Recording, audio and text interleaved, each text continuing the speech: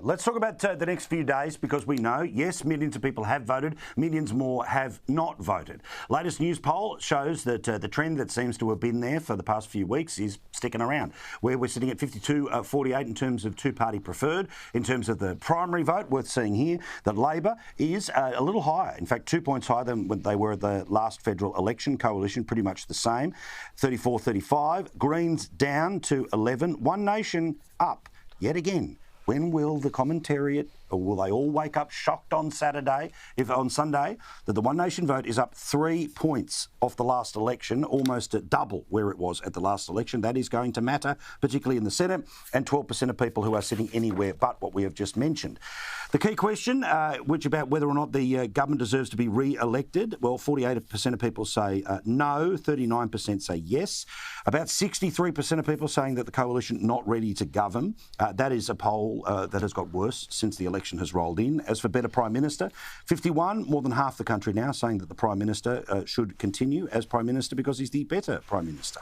35% for Peter Dutton, 14% uncommitted. So, obvious question here. And Matt, I want to ask it this way. Minds made up or time to change? Because, some people just randomly will throw a dart in their mind on their way to the polling booth. But with this change towards conversations about culture and stark differences that exist, do you think that that's an opportunity to change minds? Look, I do think there's a lot of so-called soft voters out there, seemingly in the polls. That probably explains why the minor party vote is high. So therefore, there are people who may change their minds. I do think, as I said earlier, this whole conversation about Welcome to Country has got people talking, and I do think it goes to more underlying values issues. It's not just about this ceremony at all. It's also about how you view Australia and what you view about our place in the world. And there's no doubt, I think, that the Liberal National Parties and Peter Dutton are much more interested in protecting our home, our nation, and that's consistent, I think, with the shift in worldview across the world here, that we need to protect ourselves in these difficult times. So, look, that might help to some degree. But, look, I also think you're going to have a geographic spread as well, Paul, that a national poll obviously can't pick up. I must say I spent the last week driving up from Rocky to Townsville, and this week I'm south of Tropical Capricorn, hence the jacket tonight. It's a bit chilly down here for me, below the south Tropical Capricorn, in Bundaberg. And I've never had a better feeling. And look, that might be us up here in Queensland, but I think what James just said, maybe the western suburbs of Sydney, the suburbs of Melbourne, might be different as well than what you're not just picking that up in the national polls. So I think Saturday night could be very interesting. I'm just going to keep fighting until then because I believe we need to change the government.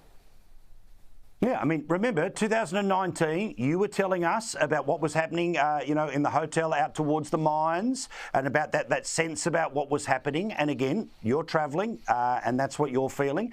So important to note, again, right, here's the whole thing, right? No one knows what's going to happen on Saturday night, but the whole point is to try to turn around so what happens on Saturday night is not a surprise. OK? So if there is a change of government, it's not going to be a surprise because you remember Matt saying what he was just saying. If the polls are right, well, guess what? The science, all the rest of it, and we've told you about that for months.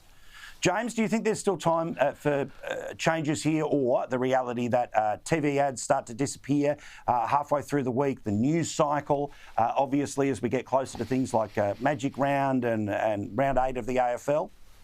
Yeah, well, look, I mean, I think, the big cardinal sin of this campaign by Peter Dutton has been to save everything too late, which has meant that all this stuff we're like, you can turn it around, you can do this, you can do that, Well, it's like, where was this stuff, months ago and weeks ago and even a year ago to talk about, things like, taxes and talking about culture wars and all sorts of other things, you could have been talking about. So it is late in the game. We saw how defense got blown off, the front pages by the Pope's passing, so that's what happens when you save everything to the last minute. Yet there are all these things where the coalition is so different from Labor, and they should have been pushing that all along. Now, that said, last night I had some report on my show, Campaign Confidential, about Werriwa and Whitlam, some independent polling, which suggests that those could very well wind up going over to the coalition, which would be huge.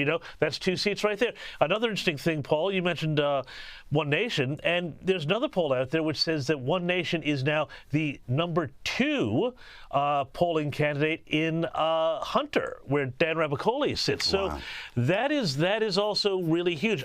I personally think, just from the conversations I'm having with conservatives around the place, a lot of people I think are going to give their 1 to One Nation and their 2 to the Liberals because, they feel like the Libs didn't do enough in terms of shoring them up. So I think One Nation could have potentially a really big night. But we'll see. It's going to be a long night.